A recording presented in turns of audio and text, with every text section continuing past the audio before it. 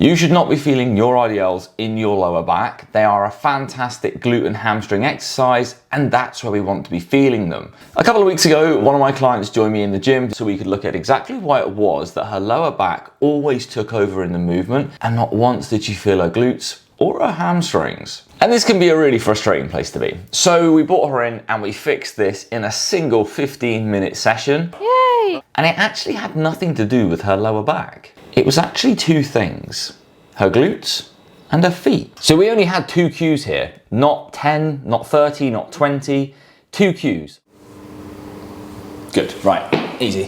What are you actually thinking about when you're doing this? I try and press 3 points in with my top foot. Yep. And I try and get my hips back and up. Yep. And are you thinking of all of these things I do? I'm trying to. Okay. So here's the thing most people get wrong with the RDL. You think it's a passive movement. You lower the bar down and you pick the bar back up. Because you see, if we don't use the muscles in their primary roles, then certain other things, like your lower back, start to take over. The way to think about this is if you bent a stick enough, it's going to break in the place where there's the most tension. And that's exactly what's happening with you and your RDLs. You see, a common misconception is that the RDL is there for its stretch, but this isn't a mobility exercise. We are trying to create force through the glutes and the hamstrings, which means we need to push, we need to press, and we need to pull. One thing I thought of the other day for somebody is, if you ever crushed a can underneath your feet, Yeah. what do? Do you press it with your toe or your heel? Or do you line it up with the middle and then straight down? In the middle. In the middle. So we want to be straight down, slight bend, then we're into the position. So Lauren told me that she'd actually had to stop doing barbell RDLs and dumbbell RDLs because they hurt her lower back, and she actually got scared of them. First thing I wanted her to do is just do 5 reps of her normal RDL, and I just wanted to get an in-person view of exactly what it is she was doing, and I wanted to know from her perspective what it is she was feeling and what it was she was thinking about. That provides me with context, because context then allows me to do the coaching. There's not anything blatantly wrong with this movement until you look a little bit closer. Bar path is fine, back position is good, hip flexion is pretty tight, knee position is also good. So what's going wrong? She's pulling the bar and leaving her glutes behind. She's essentially just standing up. Drive. Up. Good. So, I know why your lower back's hurting. Why? Because you're just doing nothing back here. Okay. So you just basically just stood up. The next thing you need to understand is that the glutes and hamstrings are being worked in their lengthened position. And what that means is that the most amount of tension is being placed on them when they are most stretched. I don't get much glute activation. You won't But get I any. get a lot like here. Yeah, you won't. Okay. Because what you're doing is you're loading the glutes in their lengthened position. Yeah. So you're loading them. The peak force is here. Yeah. You're going to get the most engagement when peak force is in the shortened position. Hip thrusts, Yeah. kickbacks. So Lauren asked me later on in this session, do the glutes just switch themselves on? And the answer is absolutely not. We have to forcefully engage things. And the example I gave her, which you're going to see here, is if you were going to jump, what would you do? You would prime your body, you would flex the hips, you'd throw the arms back, and then you would squeeze the glutes as hard as you possibly could to get you moving forwards. If I want the glutes to extend, I need them to extend, and I'm thinking squeeze. And all of that is going to produce force output in the right places from the right muscles at the right time. That's what gives me protection of that lower back, and importantly, a really solid RDL that's protected and loading the muscles that it should be. A lot of people say, oh, don't squeeze your glutes during RDLs. It's the single worst piece of advice I've ever heard. Like, don't get me wrong, you don't want to be up here like this. Yeah. But how the fuck else are you going to extend the hip when the biggest muscle that does that is the glute? Yeah. The mistake people make is assuming that it's that part that works the glute. It's not. Peak tension's at the bottom. So now that we've figured out that we're not pressing into the ground, so we're not getting a lot of response in terms of force production, and that when the bar reaches the knees, we're not using the glutes to extend the hips, we've now managed to isolate exactly why it is that her lower back was hurting. Here comes the proof in the pudding though, because now we've got to actually put it into practice with a weight that she's uncomfortable with. It's all very well and good going through these things, but if we're not actually going to remove that fear, what's the point in us being here? So the second she starts pushing through the floor and she starts squeezing the glutes to extend the hips, the lower back stops hurting pretty much instantly. I asked Lauren to completely blank her mind, and the only 2 things I wanted her to think about were the feet and the coaching that we did around that, and the hip engagement. I've never lifted anything this heavy. Load, load, load. Squeeze. Oh. Good. 3 more, let's go. Squeeze, rest there. Oh my God. Right. Yay. The key I said to Lauren is, do the movement right, and you should absolutely feel them in your glutes at the very end of the set. Now just walk over there a second. Are we feeling anything now? Yeah. Yeah. Like right here. Right there.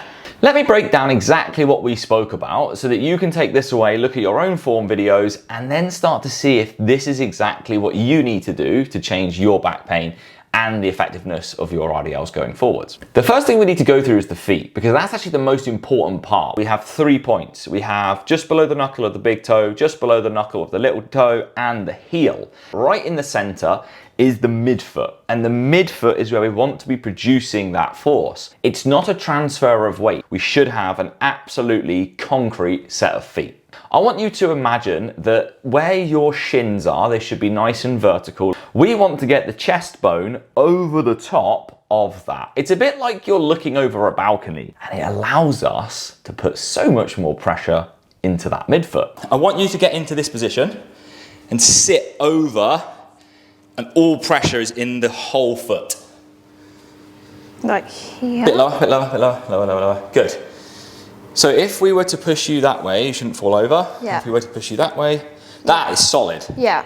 Next, it's the hinge itself. This needs to be loaded, and it's a mistake that so many of you make. It's not just a case of push the hips back and hope for the best. We need to be actively pushing back and pressing down into the floor as we do so, because that creates the engagement through the hamstrings and the glutes. So the best cue I can give you for this is imagine that you have a tail, and the tail is glued to a door behind you. I want you to slowly press the hips back, and notice how I'm saying press, because you are going to actively push them. And I want you to close the door as quietly as you can. And then I want you to pull it open as if it's an emergency. So we want control at all times. We're press, press, press, press, press, squeeze. So we want a nice forceful engagement, but a nice controlled eccentric movement. So when you do the RDL, you're in this position, you should feel the loading occurring. And then here, that first bit is very much a press into the floor. Yeah. So you press, squeeze and pull. The next really important cue that I want to give you is that the hips are in command of the speed of the movement, which means if the hips go back, the shoulders can start to drop. My chest has to stay high until they cannot stay here anymore because of the hips moving backwards. That's what's going to load the glutes and hamstrings from the very beginning of this movement. So as the bar starts to lower, we're getting into the stretched position of the hamstrings. This is not passive. We should still be pressing aggressively into the floor with the feet. We want to be here, okay? Now, you're letting these come to here. Yeah. What I want you to see you do is get the shoulders back and down. Yeah. So the weight is just sat in the arms, Yeah. which your traps will take care of. Yeah. Now, from there, we're sitting into the hips. See how much I've sat into the hips now? Part number 3 is what happens in the transition. I teach the barbell RDL from the very bottom of the movement, because that's where I'm going to get them in the most stable position. So you can see of Lauren is I'm teaching her what the bottom position should feel like, where the bar should be, and what muscles should be loaded well. I am actually showing her that in this position, the glutes are well stretched and the hamstrings should be well activated and also well stretched as well. So the bottom position in the transition therefore means that if we're going in and we're just pulling straight back up, you get this bounce, and that's where the arms start to leave the socket. We get this bit of flexion through the spine, and it's quite difficult to decelerate a bar to be able to accelerate the bar again without that bounce. So we need to lower the bar into its position with good pressure through the feet, wait for a split second, and then we accelerate and we press. If you are rushing this part, that's where things start to get a little bit out of coordination, and it's far more likely that your lower back is going to be picking up a lot of slack because you haven't quite got the muscles doing what they need to do. Engage. It's about doing a dead stop hip thrust. Weight at the bottom, bang. Load, load, load. Squeeze. Oh. Good. 3 more, let's go. Good reps, good reps, good reps. Squeeze, rest there. Oh my God. Right. Yay. And this is where we're going to bring the bar home. So we've now got the concentric part of the RDL. And this is the part Lauren was actually struggling with the most. She was pulling the bar, but she wasn't driving. She wasn't driving through the feet.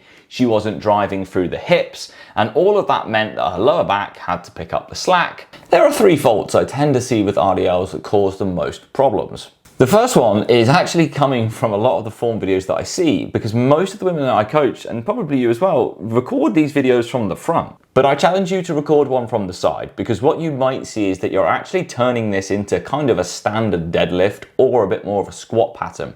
We're not actually hinging, which is what the RDL is. The problem is that you can lift a lot more weight because you're bringing the quads into play. So it's not the movement itself, but it's actually when we apply a lot of load to a movement that's not that functional. The second point is rounding to chase depth. The RDL, like most exercises, has an active range of motion, and that active range of motion depends on a few things. If your hip flexors, hamstrings, etc. are too tight, you're going to really struggle to find good depth, and that's where what happens is we get to a point like this, and then the lower back stays where it is and the upper back starts to round because you think that you have to get the bar below your knees. You should be working to your range of motion and following really good form that loads the muscles we're trying to load. So if doing that means that the bar only just reaches the knee or just above the knee, then for you, progressive overload might look like taking the bar below the knee, but only when your mobility and the stability in the movement will allow you to do that. The third and final fault I tend to see is that hanging at the bottom, the lack of tension when we get there.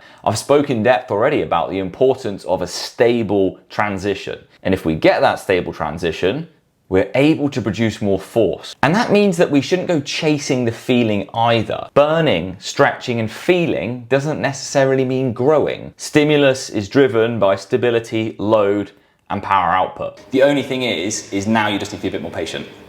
So patience. Not slower, but just load the muscle. Okay. So rather than think, right, because I think what maybe happened is I said, we need more glute. So you were like, right, more glute. But you were getting to the point where you need to do that rather than go, right, load the glutes, load the hamstrings, load the glutes, load the hamstrings, engage. Same client, same program, same everything. We cleared the mind. We gave her 2 things to focus on, pressing through the feet, squeezing the glutes. And the result that we got was no more lower back pain, but a lot of glute pain. And so as a result, we've taken a client who'd stopped doing RDLs altogether to someone who was really excited. Don't race, load, load, load, load, load. Squeeze. Oh. Good, 3 more, let's go. Squeeze, rest there. Oh my God. Right. Yay. Now just walk over there a second, and then walk back towards me. Yeah. Are we feeling anything now? Yeah. Yeah. Like right here. Right there. Yeah. You've lifted 55 kilos there? Yay. Yeah. This is the most important part of this video. I've seen so many people make great results off the bits that we've just done, and then it all go out the window because they didn't do the next thing.